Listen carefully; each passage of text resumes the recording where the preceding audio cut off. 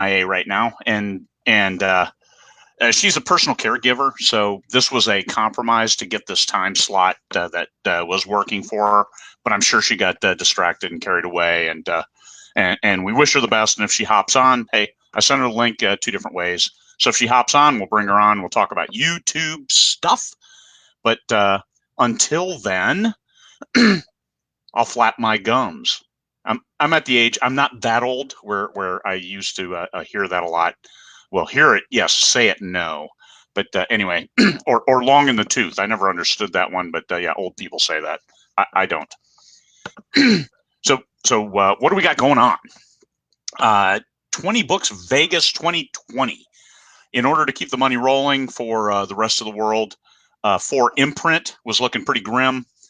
I'm sure with all the conference and convention cancellations, a lot of their imprint work has gone by the wayside, and I'm talking a lot. 2 months worth of no conferences. I can't imagine the hit they took. But I'm going to send them a note and see if we can order some notebooks. The 1,600 or so. The 1,600 or so, and pens. I think we get about 2,000 pens because there's always a desire for extra 4-color pens, and then the lanyards. We'll get the cool, sexy black and gold lanyards. So get those ordered and get them in hand and get that kind of stuff underway. Also to keep for imprint rolling until they can see what their way ahead looks like in 3 months, 4 months, whatever, when people start deciding whether they can have conferences again or not. So we'll be good. Even if we have to, it'll be a huge pain. But if we have to just mail stuff to everybody, at least we have almost all of your addresses. And that was one of the reasons why I did want to collect addresses for folks for the conference. And a virtual conference, not my first choice, but yes, I think we would do that. And we'll do something for everybody because that's what we do. We'll make it work for as many people as humanly possible. I prefer not to give refunds, but we would give a partial refund if we went all virtual, because our costs obviously would be way less, and we'll do what we need to do to take care of you, take care of your professionalism in regards to getting you the knowledge you need for your business. So yeah, what would 135 hours worth of video look like scattered through 3 to 5 days, and to make that work? and pick and choose and do what you want to do and learn what you need to learn for your business. Oh, hey, I just heard from Jenna. She said Friday, April 24th. So 2 weeks from now. Yeah. Hang on just a second.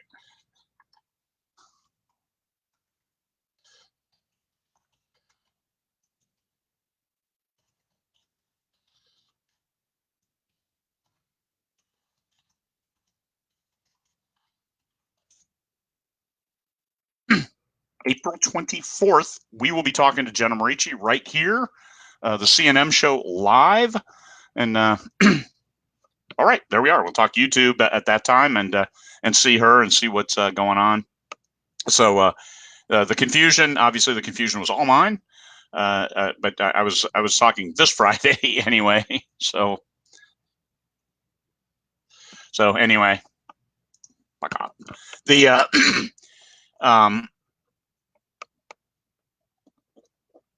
where were we? 20 Books Vegas. Let me shut this stuff down. So we don't need any of these extra windows open. So we have the bandwidth. Hopefully it's going okay. But 20 Books Vegas, yeah. So we'll do what we can to make sure that you get some information. You get what you need to get from that.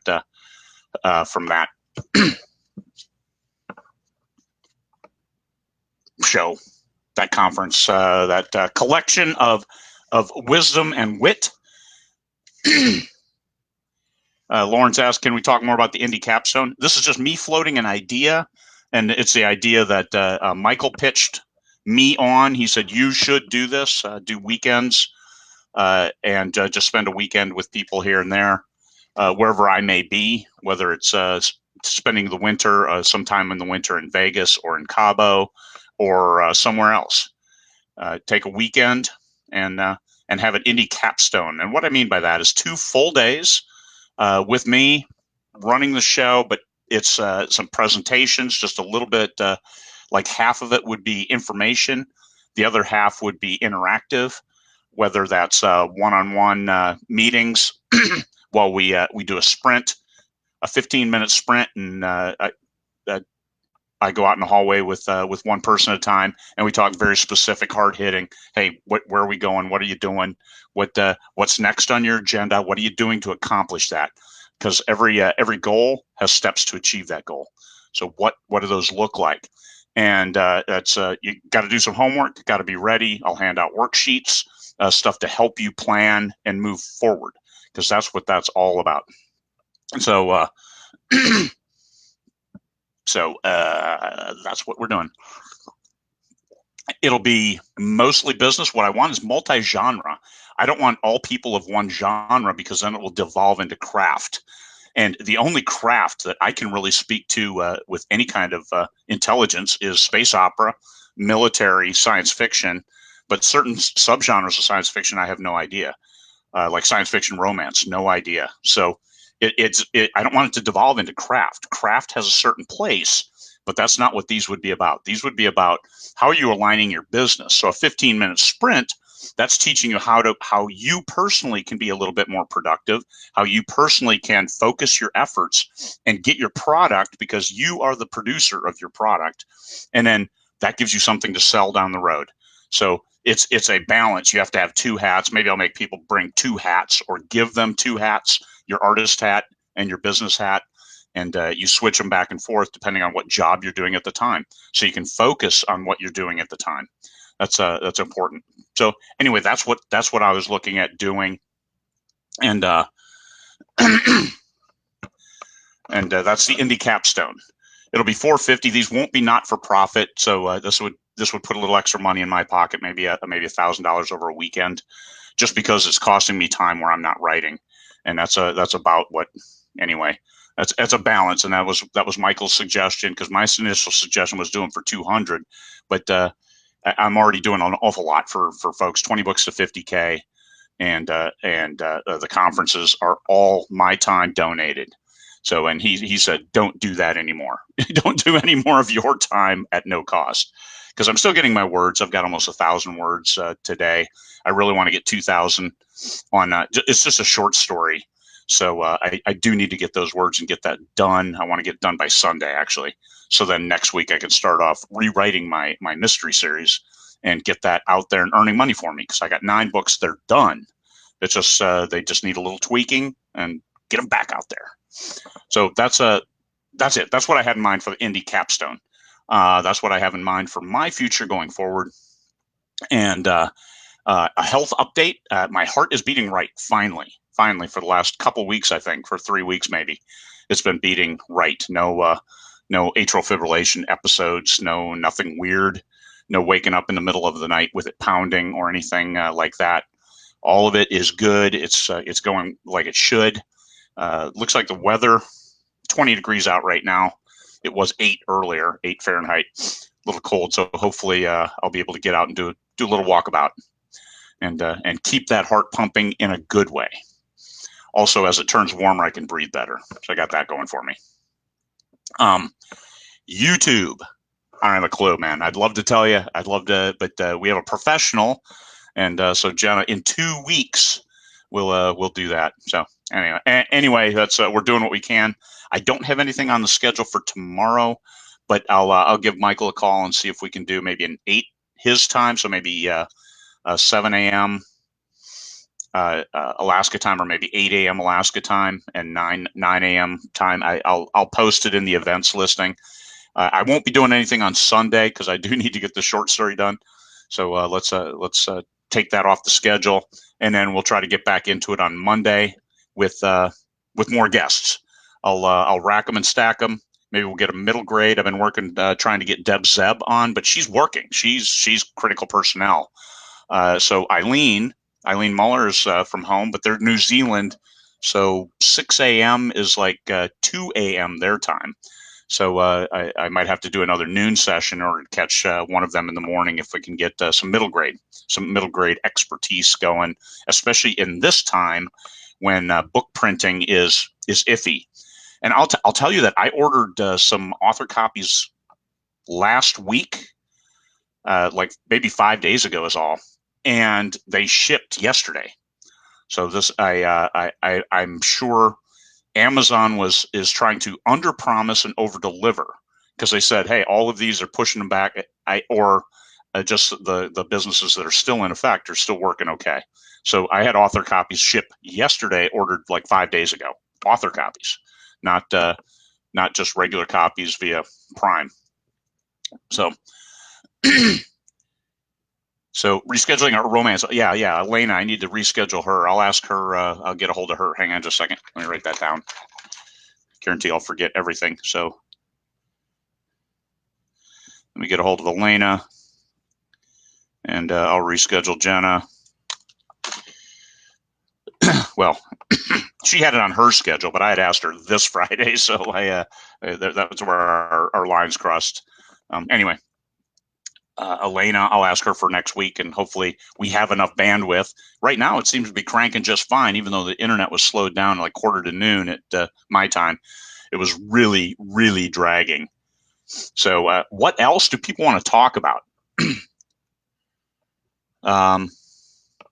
So second week of March, arrived 5 weeks. So just recently arrived. Hey, not bad at all. And the author copies, I've got copies. I've got a lot of copies in my garage. And for people who are used to selling books at conferences and conventions and stuff was canceled, what are you doing with your hard copies? Are you running some giveaways? Are you doing some straight sales now? Trying to push straight sales off your website? Because USPS is still working, UPS is still working, FedEx is still working, and if you can get those paperbacks into the hands of readers, it's a win. Even if you discount them a little bit, but then you don't have the overhead of a convention. So look at that. Joe Solari has a book out that's free on selling direct. So take a look for that. I think it's there was a link to it in somewhere on 20 books to 50K. So just stay up and look for what you can do with the stuff you have on hand. As I found out this morning when I wanted to make a sandwich, I found a can of B&M brown bread in the cupboard. I pulled that out, opened it, cut nice thin slices, put on some Costco lunch meat. I found pickle relish in the back of my fridge. I think it's 9 years old. So I opened that up, nice and pristine, and so pickle relish. Now I like pickle relish on everything, and then some good coarse ground brown mustard to top it off. The brown bread, the B&M brown bread, isn't sweet. So anyway, for you survivalists out there, if you want sweet bread, you got to get something different.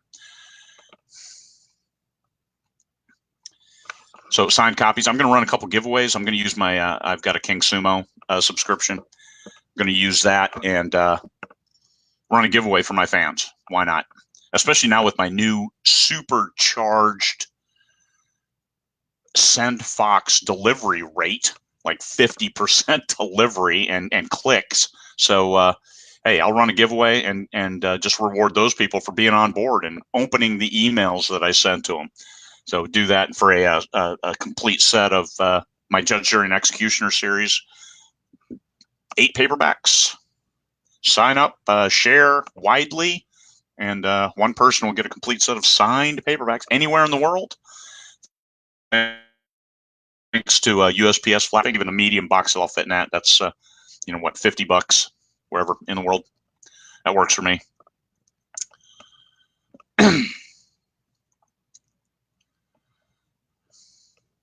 Baked beans. I had my one can. I think we have one can left.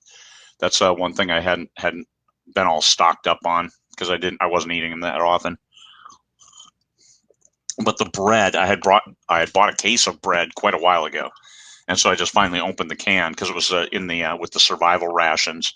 We've got like 6 months worth of food, and a lot of it's dehydrated and stuff. But the canned stuff.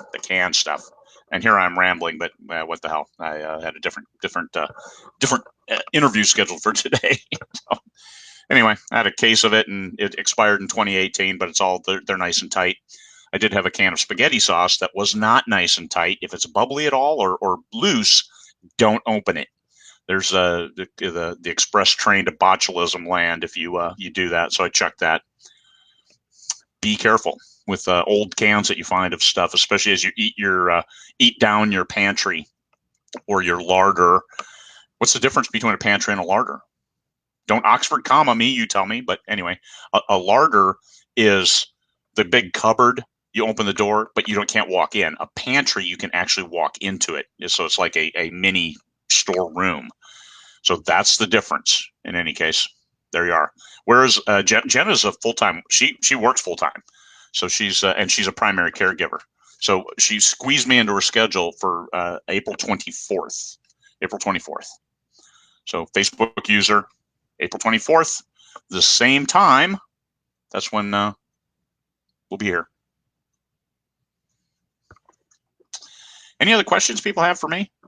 I mean, it's cool if we don't chat about nothing. On a different note. Okay, coronavirus, over 100,000 deaths worldwide, and people in lockdown for an extended period of time. Nobody knows when they'll come out. New Zealand is doing a great job minimizing the new cases. They're almost down to zero already relative statement, and minimize their deaths, as well as Australia took really, really harsh measures for hopefully quick, and then they can open up themselves before eventually opening up for everybody else. Good for them. Good for everybody who has taken responsibility for their own actions and move forward. Me personally, I'm here. I'll be locked up till May, maybe even June, just because I really don't want to get this thing right now. The one thing I can guarantee is that you're going to look back on this time, and you can either be proud of what you're doing, or you can be ashamed or not as happy as you could be with what you're doing right now. A lot of people are sharing misinformation. A lot of people are trying to help, and there's a lot of frustration out there. Avoid that. Now, you don't have to sensationalize. You don't have to repeat something that's already out there. You don't have to get on the bandwagon and beat the drum. You don't have to drag the cart down the street with "Bring out your dead." It's already been done. Monty Python already took care of that, and they killed it. They killed that. So you don't need to do it. It couldn't be done better. I'm not dead yet. Okay. I mean, how could you do that better? So let it roll. Dad jokes. Kudos to Jamie Davis for his stepping up his dad joke game, and Michael Rothman is also stepping up his dad joke game. Some of them I still don't get, but anyway, what do you and Michael talk about before the webcast goes live? Now that is a secret, because you see how we both come on. We're usually pretty juiced, because it's something that shouldn't be talked about, but we do talk about it anyway, and it changes by whatever day and conversation. So there we are. We have 31 people left. We chased a bunch of people off because people were expecting Jenna, and I'm sorry. Bus is mine. The mistake is mine. I said this Friday, and she sent me a date, and I ignored the date and said, "Good, noon. I'll send you a link." But there we are. So when doing podcasts, when you ask a person for a date, make sure you're square on what that date really is. So, any other questions? Any other questions people had? We've seen a lot of people posting. There's a lot of more engagement on 20 Books of 50K, because we're over 39,000 members, and also as people are looking at, oh my God, this is my only source of revenue or source of income. And that's what 20 books is, to help you gain income and gain revenue. Your words have value. If you have words out there, they should be able to generate some value if they're good words. Now, how do you make sure they're good words? 20 Books of 50K. We've got the MVP groups. You go to those MVP and find like-minded souls. Do a round table. Do whatever you need to with those like-minded souls. Share, swap, and move forward. Make sure you got your good story and crank it, and then do what you need to do to earn money from it. And that's what the 20 Books of 50K buffet is there for. It's here's what worked for me. All these different stories of what worked for me, and then you pick and choose what might work for you or what you're able and capable of doing.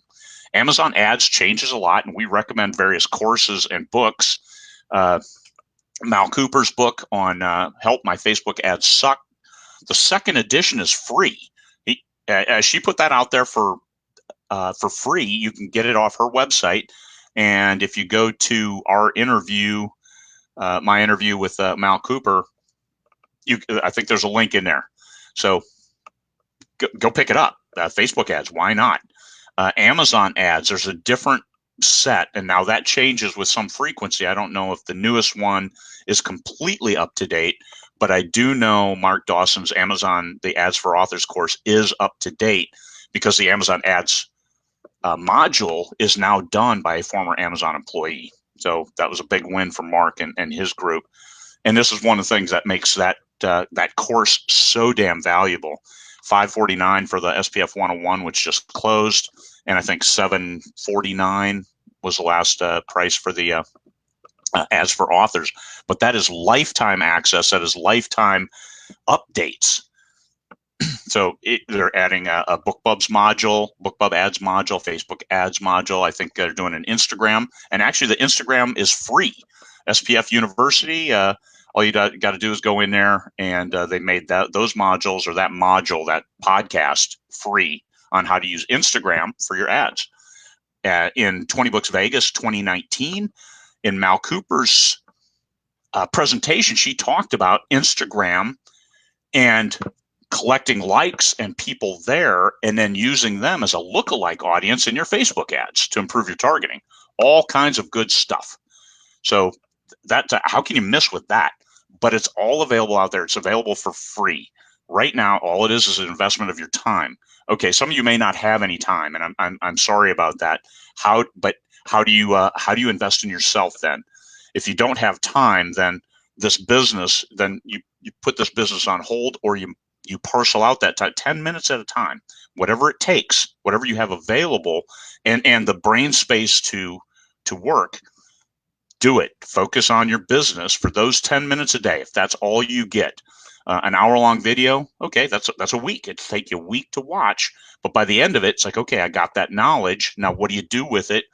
Next week, you spend another hour over the course of the week putting some of that into use. It's invest in your business the time you have to invest. Don't feel bad if you can't invest more than an hour a week. No, it's your business.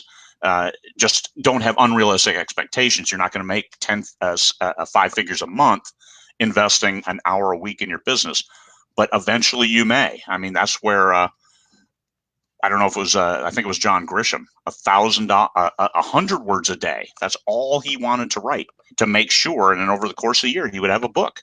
And now he wrote a great book. So that's a target that is eminently achievable for almost anyone out there. Don't overcommit saying, well, hey, I see these people writing 3,000 words a day. Hey, sometimes it might take me 12 hours to write 3,000 words. Don't be like me. Focus your time, get your 100 words, and you're going to find out, hey, I'm getting my 100 words in 10 minutes. I'm getting my 100 words in 5 minutes. That typing 20 words a minute isn't bad. Now you have to have your head right to type the 20 correct words, but still, it's eminently doable if you look at it from that perspective. What 2 or things you wish you know? I wish 20 books of 50K would have existed, and that's all that mattered at this point. Everything you need is right here. The support, the guidance when you get trapped after you've tried some things, the modules. Here's the steps you need to take when you're self-publishing.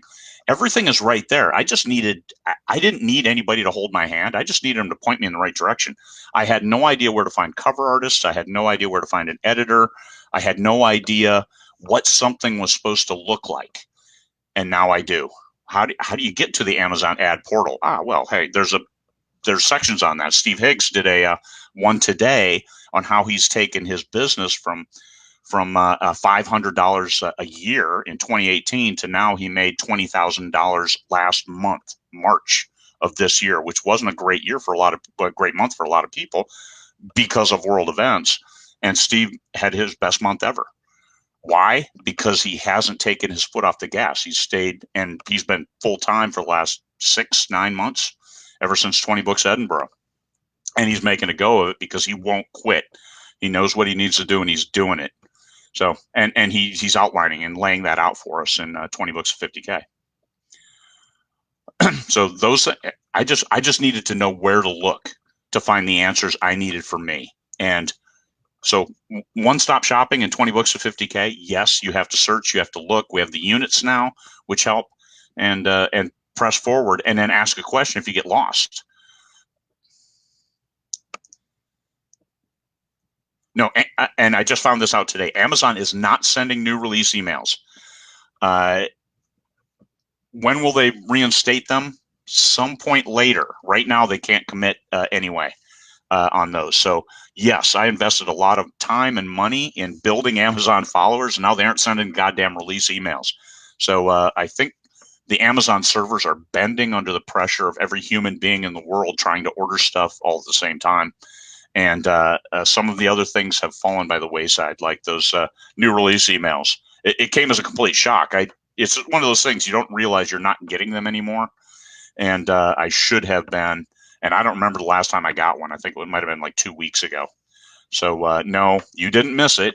They're not sending them, and no idea when they will send them again.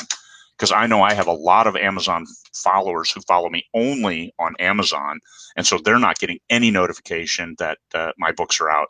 And I usually get a bump when that notification goes out, so I'm missing out on all those sales. But so what everybody else is too. Hopefully, the fans on the other end will be sitting there thinking, or an Amazon ad pops up for them at some point because they are a follower, realize, oh, hey, looks like you got a new book. It checks, and hey, there's three new books out since I last bought one. And hopefully that works. But otherwise, no, there's nothing you can do about it. Contacting Amazon isn't going to change this because nobody is getting a new release email.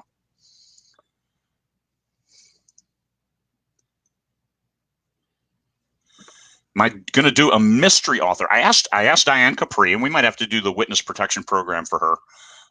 But yes, we're trying to get people from all different genres, and not just people, but highly, highly successful people to talk about what are the nuances of their genre and what they're doing to kill it, and any hints they might have for budding mystery authors. So yes, mystery, whatever, romance, Western romance, whatever it might be.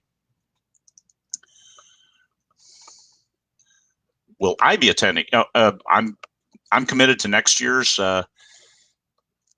SPS, the self-publishing show, if they have it, and we'll go. I don't mind going to the UK. It's a great flight from Seattle to London direct. So no, I'm good with it. I'm juiced to go. Good people over there. Usually pretty good food.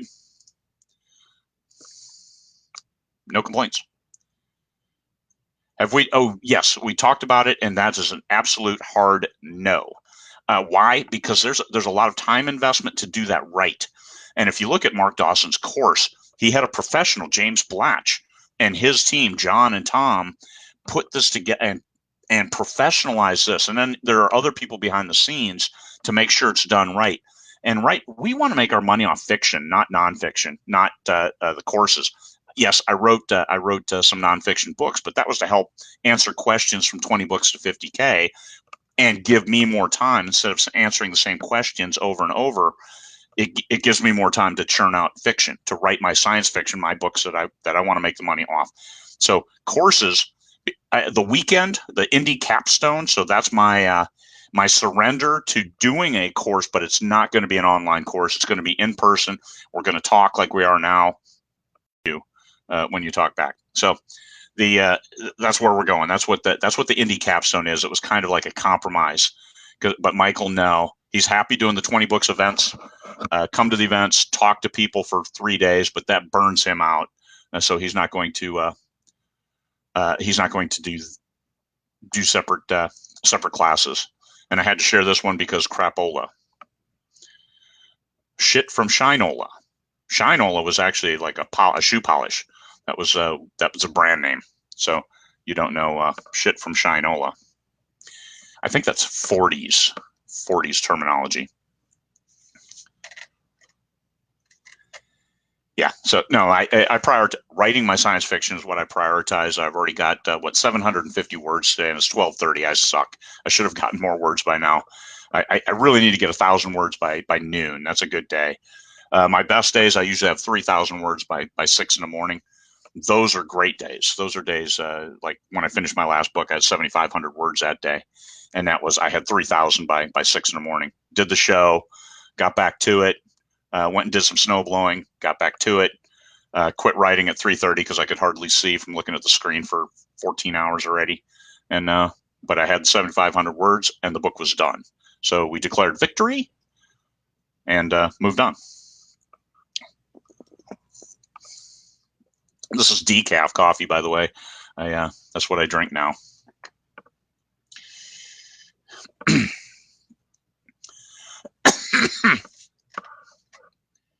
So the first Indie Capstone, I made it Alaska. Why? Why would you bring people to Alaska in October? Just because all of the little logistics. Here's my vision, and I'm transparent. I want to do it in Fairbanks so I can document all the logistic needs. What exactly needs to happen for this weekend to come off without any problems, and then when I go elsewhere, like if I go to Vegas or if I go to Cabo or if I go to Pittsburgh, I'm married into Pittsburgh, so we have family there. So it gives us a full expense paid trip to Pittsburgh, and doing a weekend there. What would that look like? Now I can find somebody who's local and say, hey, here are all the logistic details outlined very, very nice and neatly and specifically. If you help me, you can get into the course for free. And so that's what that was my envision. So I wanted to set that first stage here, do everything, document, and then be able to give that template to folks and say, hey, can you help me? Because I don't want to handle all those details. They really can be time consuming for me, because what's my priority? Writing science fiction. I write and sell my science fiction. So that's my goal is always that first, because that gives me the resources, the wherewithal, and the credibility to do everything else I do. Because if I didn't sell any fiction books, Michael and I both came here. Hey, we sell fiction. That's what we do. If I didn't sell any fiction books, I wouldn't want to stand up in front of you guys and say, hey, here's how to sell fiction. I'm not writing any myself or selling any right now, but let me tell you how. I think that's kind of cheese dick, and I don't want to do that. Does Wendy help? Not in the least. No, not at all.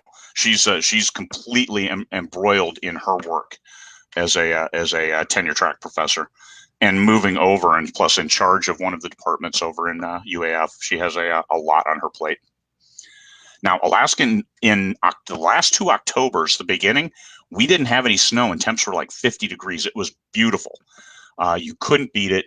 The skies were clear, so you could go aurora watching in just a sweatshirt. It was amazing.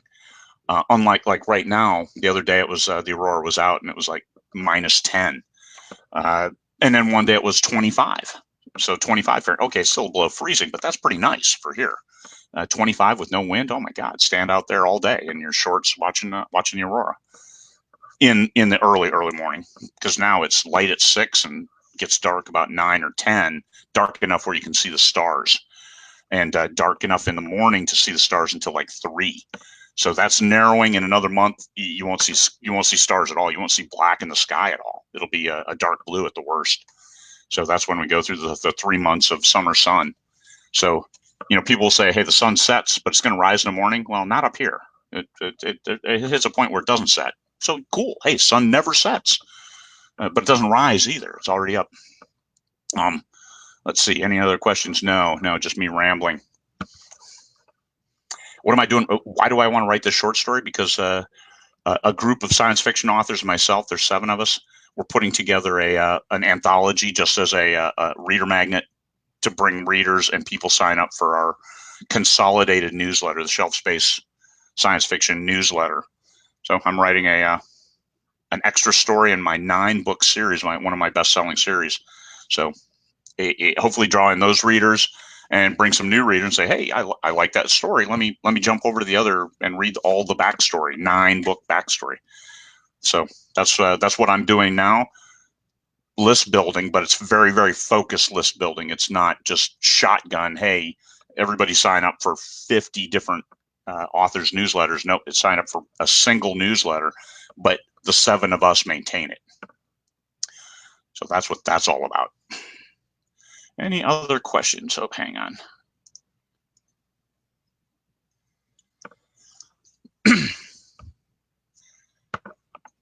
Okay, my goal last year was $500,000. I thought I could hit it because I had a lot of books coming out. I had a lot of series.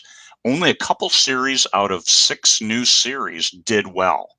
So that was, I had to revise down. I ended the year, I think, 342,000. Okay, not a bad year at all, but I had really high costs because of a lot of co-authoring projects, and I did some work for hire, no ghostwriting, just some work for hire though, where I paid up front for with my co-author, and so 342, but a lot of costs.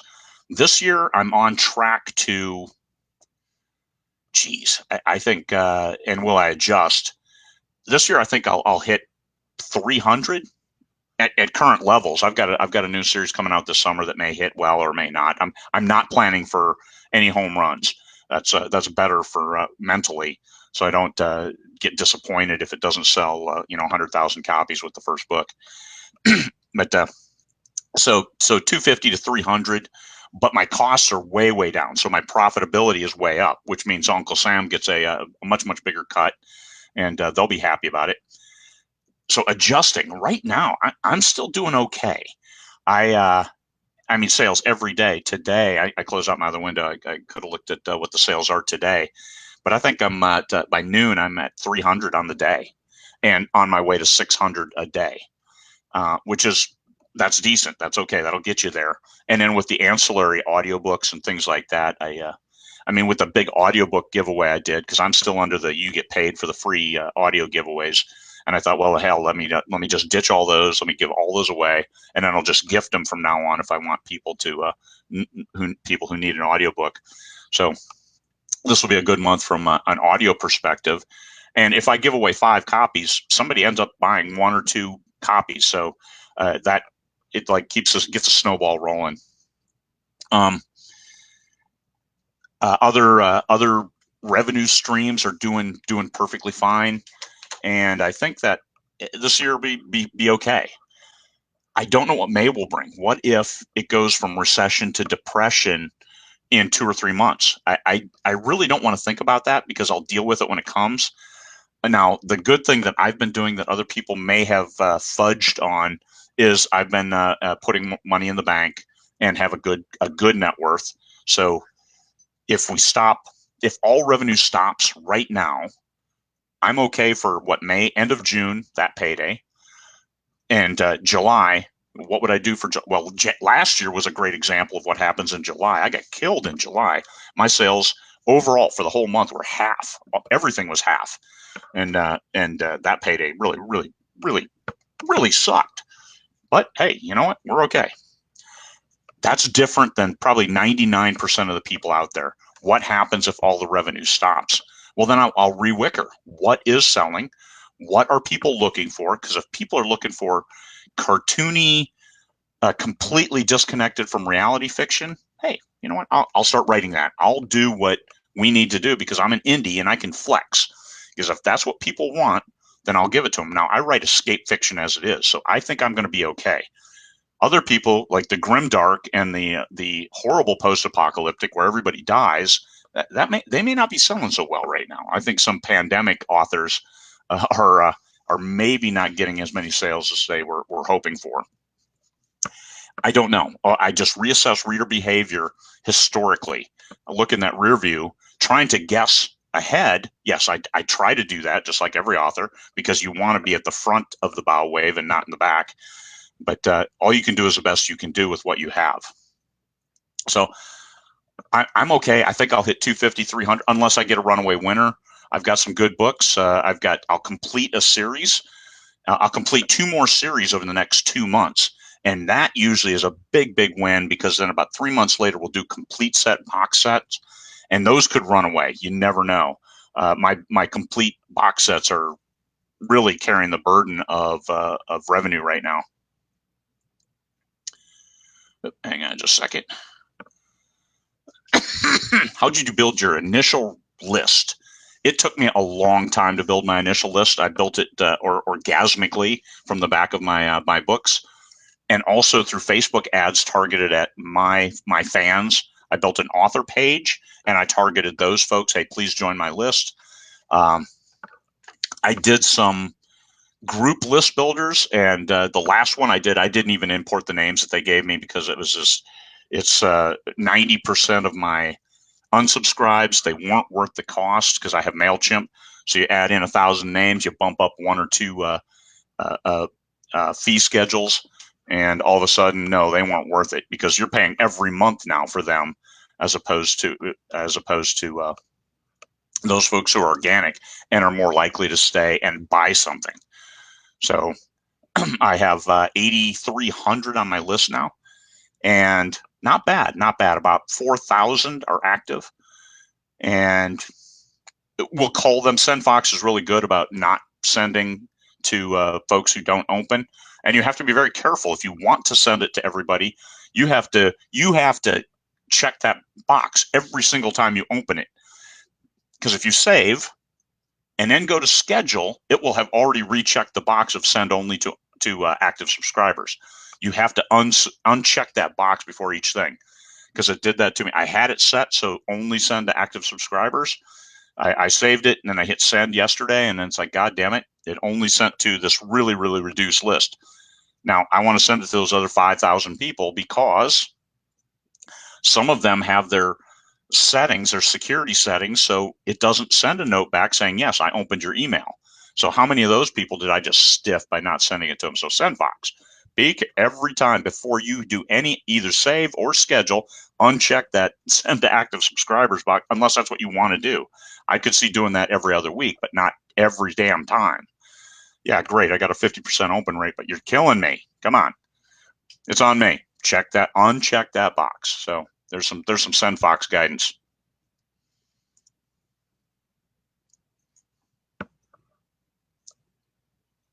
No idea. In regards to releasing a book, any changes to consider now, or does all the normal advice still apply? Normal advice until we know that something is different. Right now, I don't see anything's different besides hardcover paperbacks. Those books may be delayed. You may have a hard time getting them. You may have a hard time finding a printer who's up and running. But ebooks and audio are full steam ahead. I don't see any problem with those releases. If you have a lot of paperback sales, well, then you got to relook your business model and say, well, how can I juice that for ebook? That's what matters. So pay attention to the way it is right now. If it's ebook or audio, I'd say keep moving ahead. Tips for selling in person. The engagement is critical, and I think we've got a couple great people who do a lot of shows. I think Ben Wolf did a great post on 20 Books about that. He did it for the 20 Books Vegas 2020 group as well, and said, hey, here are all the things I do, because I think Ben sells at 20 shows a year. And how does he manipulate it? What does his suite look like? His presentation?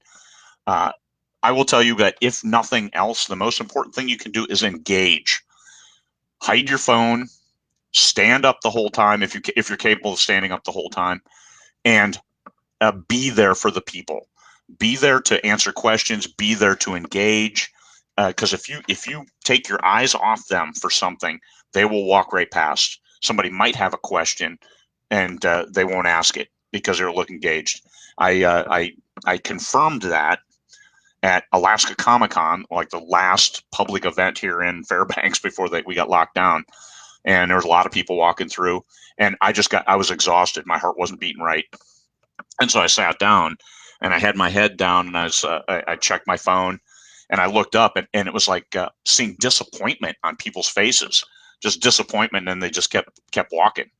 So yeah, I put it away, stood back up, leaned on the table, and it changed the engagement. Upsell, learn that term and use it, because I had a book. Hey, this book is $20, but it's 3 books. But for $25, I'll give you the whole 4-book set. Hey, we sold the hell out of those. So I sold them out, and then I found another complete box of them in my garage. That was my End Times series.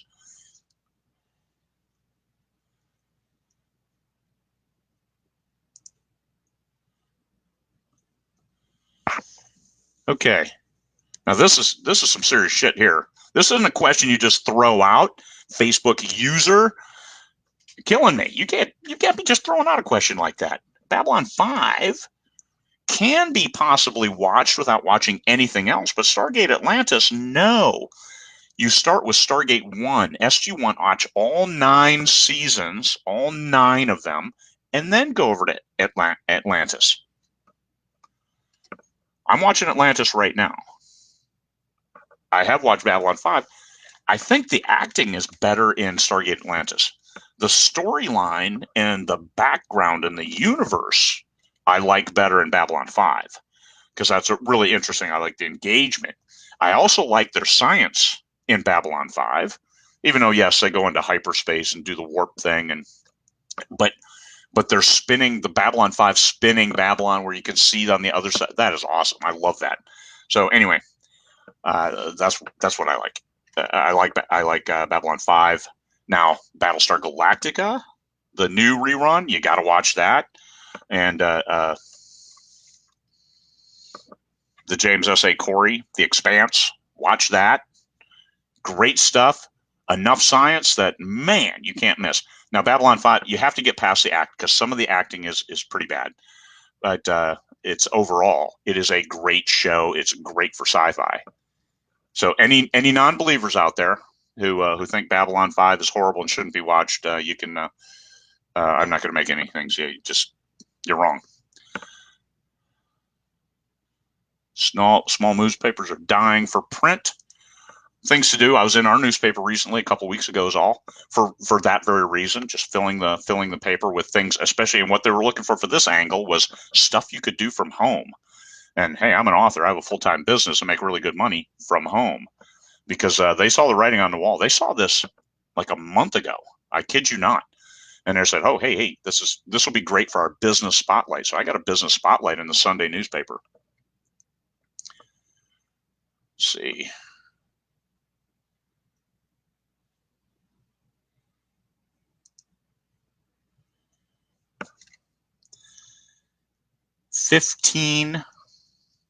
$18 years ago, I bought the complete Blake's 7 series on VHS tape out of the UK, so I had to buy a special VHS player to play them. So yes, I've watched all of it.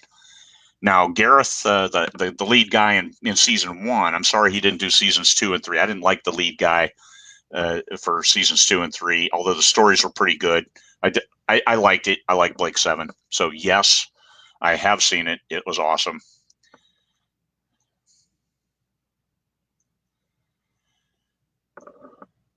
So as an author, what can you take away from watching these shows? What made Blake 7 and its hokey 1970s special effects worth watching in the 21st century? The story always goes back to the story. And Battlestar Galactica, what made that so good? Now, the videography there was superb. Like the shaking camera, like somebody videoing while they're walking, and always that kind of approach, making it more realistic and downright dark, and the situations, and man, the spaceships and stuff. It was way cool. So anyway, that's what do you look for when you watch a TV show? I kind of ruin it for everybody because I'm looking for certain things in story. How can you make that work? Avon. Oh, Elaine. I'd say you're dead to me, but you're not. You're helping me with the Indie Capstone project. So no, you're not dead to me, but we won't talk about Blake 7 ever again. UFO, I actually never watched that series. and Crusade. Oh my God, what a crime against all humanity! A series that was supposedly a follow-on to Babylon 5. Crime against all humanity.